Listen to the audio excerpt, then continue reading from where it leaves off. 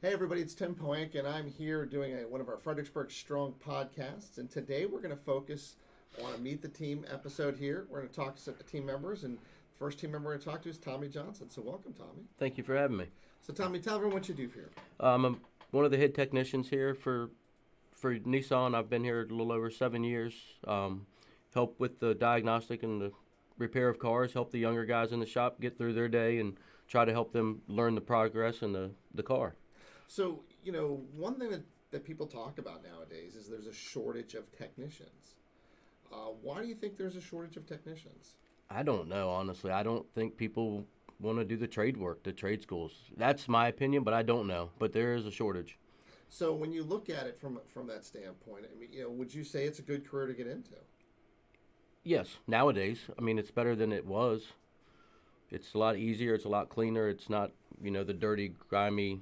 It's not a bad career. It honestly isn't. So it's become more technical, I guess. Yes, sir. Is really what you're saying. Yep. So how did you get your start in the business? Well, I got kicked out of high school. My parents said, figure it out quick, what you're going to do. So I said, well, can't afford to fix my own car. So I learned backyard working on stuff. And I said, well, I guess I'll do this for a living.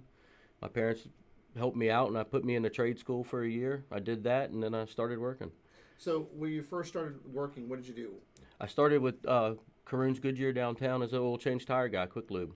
Then when I was doing that, when we had downtime, one of the head technicians down there, actually, me and him, he took a liking to me. And so he would come grab me when I was doing nothing and help me and explain to me and teach me what the ins and the outs of the business were, how to look at cars, what to look for, how to diagnose, and how to troubleshoot. So as you did that, how long, as you've progressed, how long were you working under his wing? I worked under him the whole time I was there for about 2.5, 3 years.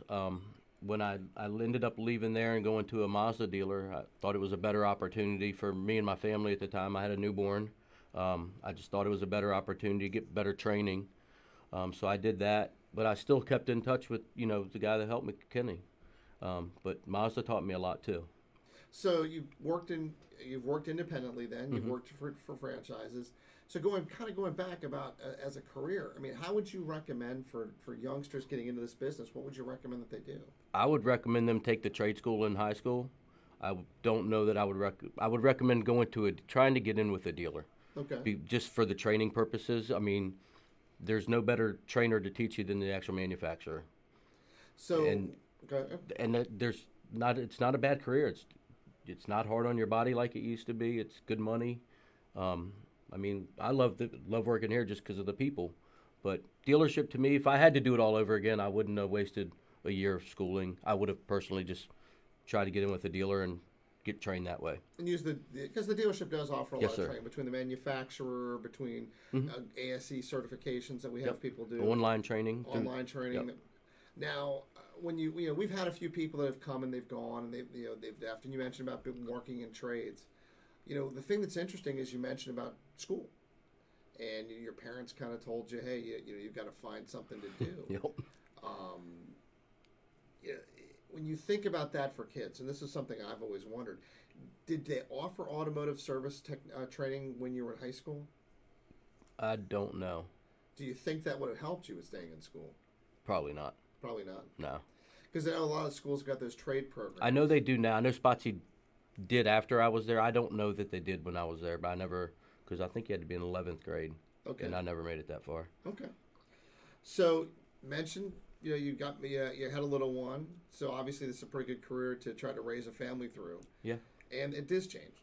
It isn't as dirty as you said it was in the past. When you're looking at it now, how much of it is really about technical? You're called a technician, not a mechanic anymore. Now it's more technical. It's probably 75% technical versus actual mechanical failure. It's now more computerized and more modules, and you're working off a laptop. So, when you mentioned about like working off a laptop, it's the machine, which people like to that call magic machine. The magic machine. Does it really tell you what's wrong with a car? No. It shoots you a general idea. It tells you to go to this system of the car, this area of the car. It gives you a general idea, but it doesn't say this sensor is bad. That's just, it'd be nice. They would. And the problem, I would say, at least maybe I'm wrong, but you can correct me, is it's not just one thing that can be wrong, because there's so many technical items. it could be this, it could be that, it could be Yep. this. I mean, a cam sensor, just for instance, it could be a sensor, it could be a harness, it could be a camshaft. I mean, it could be a module, it could be wire timing. There's so many different things that one thing can cause that people think, oh, you hooked up to the scan tool, that's what's wrong with it. It's not. So it really is a lot of diagnostic. It really is a diagnostic, Yes. and it really is a technical career that you're going into. If you don't like computers and voltmeters, it's not the job. I'll So- tell you that. So, a couple of things that do end up remaining technical or mechanical, and I always like asking is, what's the funniest thing you found in a car? The funniest thing I've actually seen in a car would probably be a cat. Okay, so tell us about the cat. So I was working here. One of the sales managers, I want to say it was Angel actually, came back and said, hey, we need you to pull this car in and look at it. There's a cat in it. And I'm like, what do you mean there's a cat in the car? Just take it out. I'm like, no, it's in the engine bay. And we're like, okay. So we pulled it back in the shop, and you can hear the cat, and, it was a little teeny kitten. Trying to get it out and trying to get it out and trying to find it, and it's running from us all over the engine bay from one side to the other. Finally, we get the cat out. We're a little knuckled up, but we saved the cat. Well, that's always good. Yeah, the Spotsylvania Sheriff's Department, they end up showing up to pick it up. Really? Yeah. Okay. So, one thing that, the other thing that I would say is, what's the one thing you can recommend for people to do to their car they don't normally do? Just regular maintenance. I mean, people don't do that anymore. When you say regular maintenance, what do you mean by that? I mean, even oil changes. People seem to forget that they need to do that. They think these cars are just like time machines, and you don't have to maintain them. Okay. Besides oil change, is there a specific maintenance that some people... I mean, fuel induction services is a good one because it helps with your fuel economy and, everything. Okay. But, I mean, there's transmission exchanges, your coolant services, all that stuff is necessary and should be done. So when people come in and they ask those questions about it, you think, oh, my car's running fine. What is it about the fluid when you mention, like a transmission fluid? Why do I need to change the transmission fluid? Why do I need to change the radiator fluid? Why do you need to change those? Fluids break down, and you want to save if you don't take care of them, they're going to end up costing you more money in the end. Because if you don't flush that trans and the fluid gets contaminated and dirty and breaks down, then you're looking at a trans replacement. I mean, so basically, you're looking at these fluids almost like oil. Oil breaks that's what down over time, Yes, sir. and these break down over Yep. time. Okay, well, that makes they sense. last longer than oil, but Okay. they still need to be changed. So one thing that clients hate, and I want to bring it up, is the dreaded no problem found. You get a car in and mysteriously it hits the dealership lot. And, Everything's working and great. Everything works fine. And for me, it happens with, if I take my computer in, the second I cross over into the guy's shop, everything powers on Yep. and everything works. But I get home and mysteriously nothing works. And does it again. But that happens in cars. Yes, sir. So, and that frustrates clients. I understand that. So how can a customer help themselves when they're bringing these things in on either it's an intermittent problem or we can't find the problem? They can start off by helping us by telling us when it happens, how it happens, is there temperature conditions, does it do it when it's hot, when it's cold, does it do it after driving for a certain amount of time. A lot of people will say my car does this, but they don't explain that. It's, after a 3-hour ride or after it's been 20 degrees outside. That information helps a lot. So really, it's starting to realize when things happen, what's going on. I mean, and I will tell you a funny story about that. Is I remember that we had a gentleman that kept telling us that his car was sputtering and conking out when he was driving, and we drove it and drove it and drove it and never experienced the problem. And then I remember talking to him later. He goes, "Well, I don't know why you can't find. Every time I turn left, it does." Yeah, that's And, the kind of information we need. It was okay. Well, it's when he was turning, he was turning, and the car leaned to the side. So that's just good advice for everybody. Yeah, just the more information you give the technician or the service advisor, the better off it is for the technician to help find your problems. So downtime. Yeah, we'd love to have you here 24 hours a day, 7 days a week, but it doesn't work that way. No. What do you like to do in your downtime? I like to relax, but that doesn't get to happen. Why didn't it get to happen, Don? Well, between the wife's honeydew list and my daughter, Haley, she bought a house back in August, and I've been remodeling that. So I don't have downtime. So, it's not just that. I mean, if I remember correctly, Heather She has a salon. I forgot I remodeled that too. You remodeled the salon. Yep. So you definitely you work on the cars here, and then you're working on some remodeling there. Yes, sir.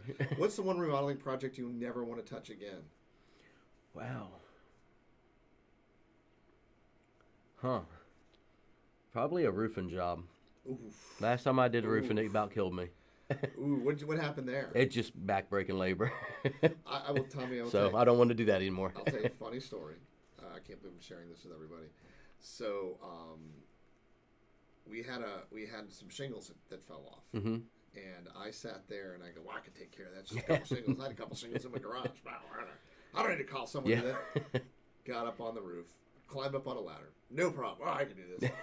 Get up on the roof, and all of a sudden I took one step, and you know how the shingles, they have The shakes on them. they start to the little little gravel things, and I slipped a little bit, and I went.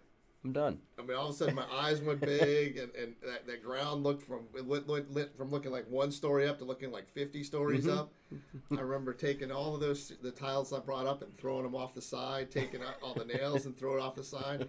And I yelled, "Hey, somebody better open this dang door here, this window up here, because I'm coming through it. I'm not going back down." When I was younger, my grandfather, I would help him do roofs and decks and whatever, and that's probably where I learned to do what I do.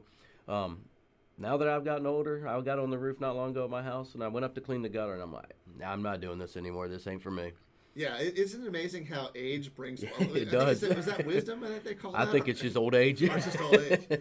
Well, it's funny, because I remember doing that, and I'm just going... Oh my God! Yeah, there's a reason why people get paid to do this. 20 years ago, it wouldn't have bothered me a bit. Now I'm like, not doing it. Yeah. So, what's one that you like to do? I don't mind the remodeling. I like it. It gets my mind relaxed because it's something different and it's not what I do every day. It's just peaceful. All right. So until the wife nags. I'm not here. I'm not going there. All right, Tommy. Well, what I'd like to do is just we'd like to finish off with just a real quick little word game. All right. Just to see a few things. So we'll start with, what's your favorite color? Blue. Food you hate? Chicken. Your favorite beer? Bud Light. The worst beer you ever had? Heineken, probably. Your dream car? I don't really have one, honestly. Okay. I do so many cars a day. I'm not that guy that when I leave here, I want to go into the car. I'm not that guy. All right. I'm not like most mechanics, I guess. Your favorite vacation spot? My favorite vacation spot that I've ever been to is probably Cabo San Lucas. Okay. I really enjoyed it there. If you were stuck on an island with one person and it couldn't be your spouse, who would it be and why? That's a tough one. Probably my daughter Haley. Okay. She's not my biological daughter, but since I've been in the picture, me and her have been like best friends. And why not? All right. Favorite TV show? NCIS. The last book you read? I couldn't tell you. Hey, Tommy, it's been great having you. Thank you, sir. I hope you enjoyed yourself. I did. I think Tommy's advice is great, especially when new problems found and all those maintenances. I look forward to having you back on here if we have other topics to talk about. I'm a little busy this month. We all are. Everyone, thank you very much for joining us. Again, this is Fredericksburg Strong. I'm Tim Pohanka. Thank you very much. Have a good day.